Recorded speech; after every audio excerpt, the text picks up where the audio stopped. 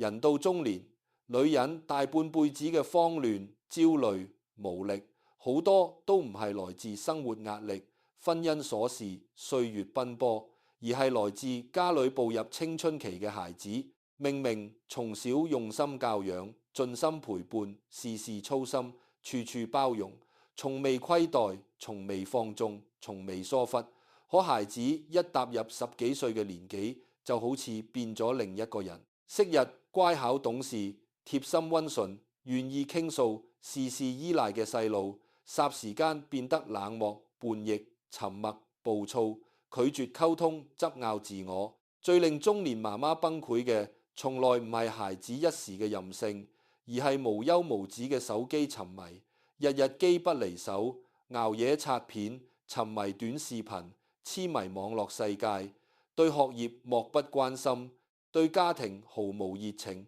對父母滿心抵觸，講兩句就發脾氣，管一下就對立，勸幾句就關門冷戰，親子關係瞬間跌入冰點，令無數中年女人日夜糾結，夜夜難眠，心力交瘁。身處呢個階段嘅中年婦女，大多數都會陷入同一種困境，越緊張越管束，越操心。孩子越叛逆，越抗拒，越沉迷。好多媽媽日日圍住孩子轉，時時盯實手機使用時間，刻刻擔心學業荒廢，動不動就嘮叨、責備、禁止、制止，以為嚴格管教、強硬約束、不停勸導就可以拉回孩子，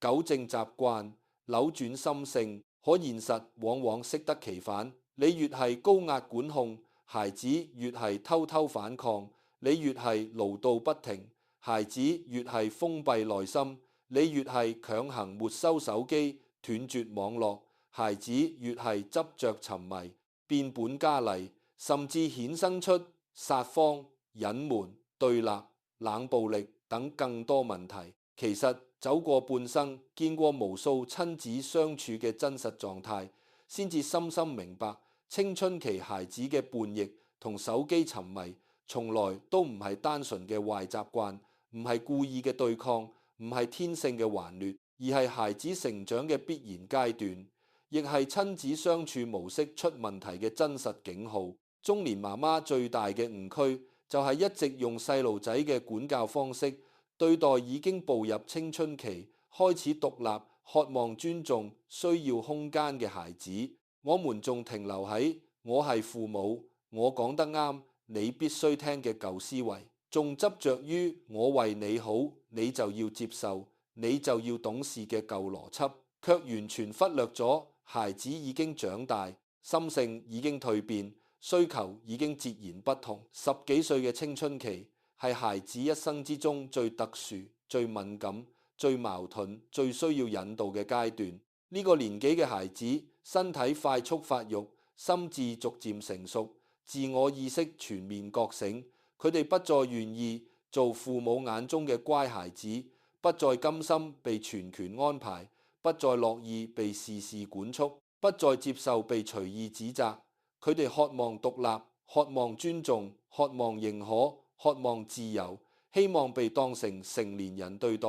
希望擁有屬於自己嘅空間、自己嘅選擇、自己嘅隱私。但係喺多數家庭入面，父母仲係一如既往嘅嘮叨、管控、否定、干涉，將自己嘅期盼、焦慮、標準強行加諸喺孩子身上。久而久之，孩子嘅壓力無處釋放，情緒無處宣洩，自我無處安放，叛逆就成咗唯一嘅出口，手機就成咗唯一嘅避風港。好多人一味責怪手機害人、網絡誤人、孩子自制力差，其實從未靜心深思點解而家嘅孩子越來越中意沉迷手機、躲進網絡。真相其實好簡單，現實生活入面，孩子得到嘅壓抑太多，認可太少，約束太多，自由太少，嘮叨太多，理解太少，管控太多，包容太少。屋企入面日日聽到嘅係父母嘅焦慮、嘮叨、比較、指責、嚴厲批評，時時面對嘅係成績嘅壓力、期盼嘅負擔、規矩嘅束縛。但手機世界完全唔一樣，喺網絡入面，孩子可以完全放鬆，隨心所欲，自由暢快，唔使聽嘮叨，唔使怕責備，唔使憂成績，唔使顧形象。刷短視頻可以即刻獲得快樂，打遊戲可以即刻獲得成就感，社交平台可以獲得認同與陪伴。呢種及時嘅快樂，無壓力嘅放鬆，被認可嘅滿足，恰恰係現實家庭生活入面最欠缺嘅嘢。孩子沉迷嘅從來唔係手機本身，而係手機帶俾佢哋嘅自由、釋放、慰藉同存在感。叛逆都唔係孩子變壞，而係孩子為咗守住自我、擺脫束縛、釋放壓力，做出嘅無聲反抗。身為中年婦女，我哋最容易犯嘅錯就係將所有問題簡單化，將孩子行為惡化，將親子矛盾對立化。見到孩子睇手機就認定係懶惰、墮落、不務正業；見到孩子頂嘴沉默就認定係不孝、叛逆、不懂珍惜；見到孩子不願溝通就認定係冷漠、自私、無心向學，跟住就陷入無限循環。發現問題就指責，指責無效就嘮叨，嘮叨無用就管控，管控對立就爭吵，爭吵過後就冷戰，最後親子關係愈來愈僵，孩子叛逆愈來愈重，手機沉迷愈來愈深，全家人都陷入疲累、焦慮、痛苦嘅內耗之中。其實人到中年，養育青春期孩子最需要嘅，從來唔係更嚴厲嘅管教、更密集嘅監控、更囉嗦嘅勸導，而係及時嘅認知轉變、心境降溫、方式調整。我哋一定要清醒認知，青春期嘅叛逆同沉迷唔係孩子嘅錯，而係成長嘅痛；唔係對父母嘅背叛，而係自我嘅覺醒；唔係一時嘅頑劣，而係長期積壓嘅情緒爆發。從細到大，我哋習慣咗替孩子做決定，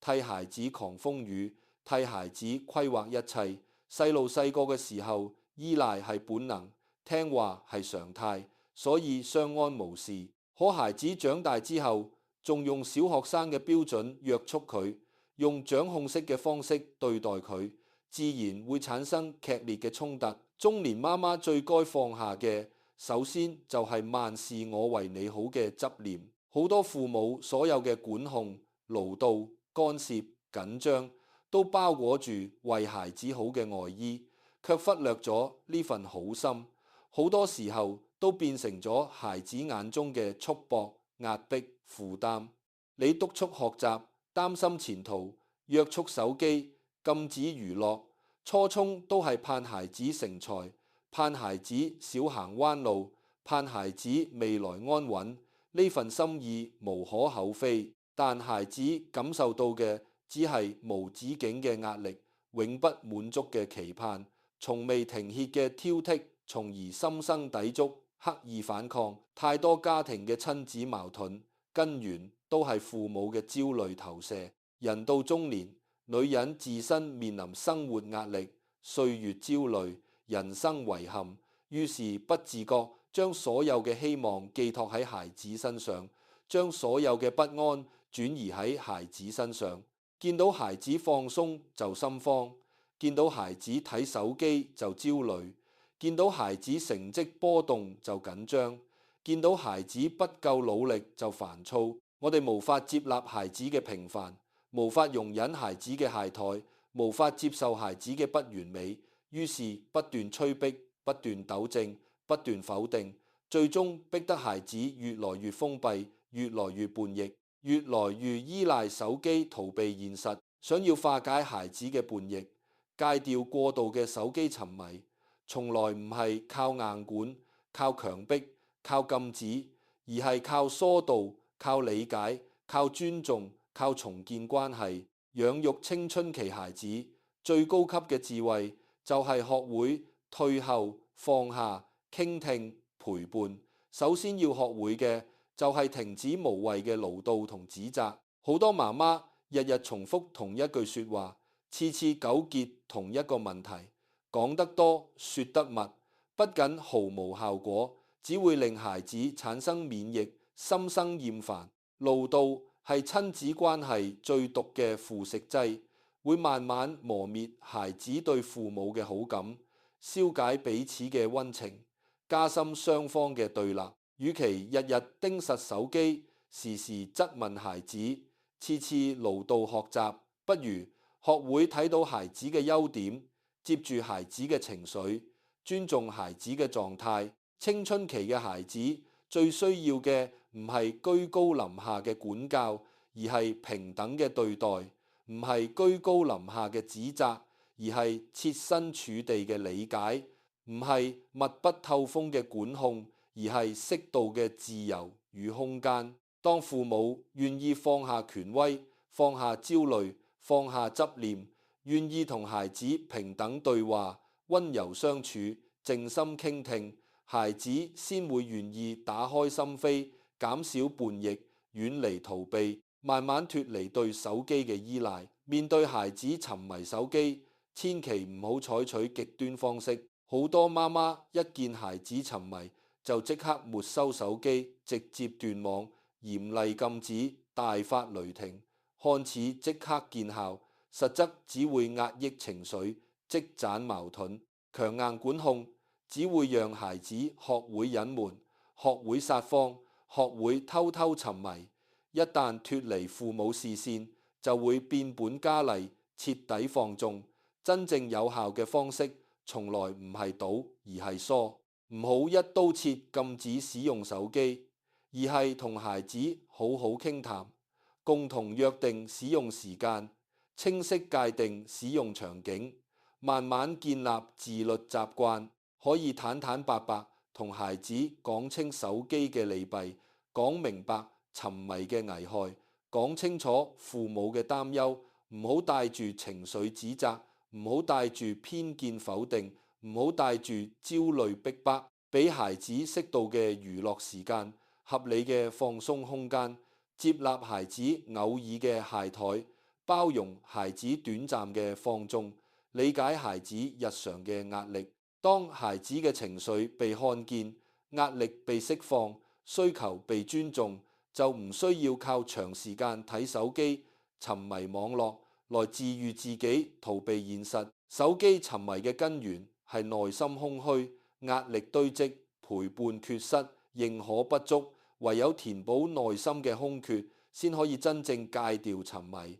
擺脫依賴。而面對孩子嘅叛逆，中年媽媽更要學會換一種心態看待。叛逆從來唔係孩子變壞，而係孩子成長嘅證明，係孩子建立自我人格、獨立思想嘅必經過程。從前事事聽從、處處依賴，係因為孩子冇自我、冇主見、冇獨立意識。而家懂得反駁，敢於拒絕，擁有想法，恰恰證明孩子心智喺成長，思想喺成熟，人格喺獨立。如果一個青春期嘅孩子對父母唯命是從，毫無主見，毫無反抗，先至係最值得擔心嘅事。代表孩子失去咗自我，磨平咗稜角，習慣咗依附，日後踏入社會，反而容易失去判斷，不懂選擇，隨波逐流。所以面對孩子嘅叛逆，我哋要做嘅唔係對抗，唔係壓制，唔係否定，而係包容、引導、疏導、成全。孩子發脾氣嘅時候，唔好即刻硬碰硬，即刻反駁，即刻爭輸贏。學會先冷靜，先退讓，先接住佢嘅情緒。情緒上頭嘅時候，所有嘅道理都係廢話，所有嘅勸導都只會激化矛盾。唯有等雙方平靜落嚟，再慢慢溝通，好好傾談，講清道理，擺明底線，先可以真正解決問題。中年養育青春期孩子，最珍貴嘅智慧就係懂得作大放小，守住底線，包容細節，適度放手，唔好事事管控，處處較真，時事糾結。孩子嘅日常作息、娛樂放鬆、穿搭喜好、社交選擇，只要唔觸碰底線，唔偏離正道，唔傷害自己，就俾足空間，俾足自由，俾足尊重。父母只需要守住品德、底線、安全、人生大方向，其餘瑣碎小事，學會睇淡，學會放手，學會包容。好多中年女人之所以活得疲累，親子關係之所以一地雞毛，就係太過完美主義，太過事事掌控，太過度操心，容唔得孩子有半點懈怠，容唔得孩子有絲毫錯處，容唔得孩子有少許偏離，最終揸得愈緊，流失得愈快，管得愈多，矛盾愈深。其實每個孩子都有自己嘅成長節奏，每個靈魂都有自己嘅花期。有人早慧，有人晚熟，有人好靜，有人好動，有人專注學業，有人擅長其他。不必強求孩子活成你想要嘅模樣，不必逼孩子按照你規劃嘅路線前行。接納孩子嘅平凡，包容孩子嘅不完美，尊重孩子嘅獨特性，先係養育最好嘅心態。與此同時，中年媽媽一定要明白，養育孩子嘅過程其實都係自我修煉、自我成長嘅過程。孩子嘅叛逆、沉迷、對立，